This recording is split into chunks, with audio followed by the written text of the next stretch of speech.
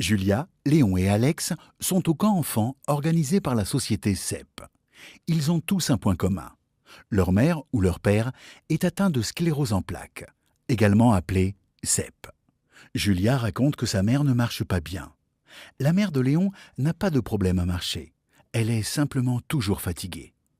Ils sont déconcertés lorsqu'Alex raconte que son père est en fauteuil roulant. Bizarre. Pourquoi sont-ils tous différents? En cas de rhume, le nez coule, la gorge pique, parfois on tousse. Avec la CEP, les signes ne sont pas aussi caractérisés. C'est pourquoi on l'appelle aussi la maladie aux 1000 visages.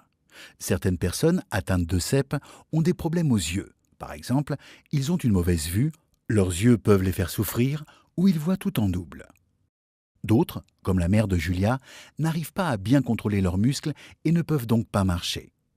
Ils ont parfois des fourmillements dans les jambes ou des crampes musculaires. Cela peut être douloureux.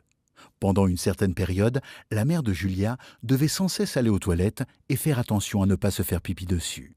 Mais c'est passé. Le père d'Alex est en fauteuil roulant. Ses jambes sont paralysées et il n'a pas de force dans les bras. Il est aussi un peu distrait et étourdi parce qu'il n'est plus capable de penser aussi vite qu'avant. Il parle très lentement et très bas. Alex doit être très attentif pour le comprendre. Avec la mère de Léon, c'est encore différent. Elle est souvent fatiguée, bien qu'elle dorme beaucoup.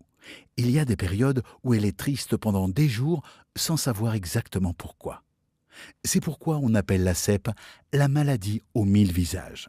Aucun visage ne se ressemble. La CEP est donc différente d'une personne à l'autre. Elle peut gêner une partie ou plusieurs parties du corps. Certains problèmes passent, d'autres restent.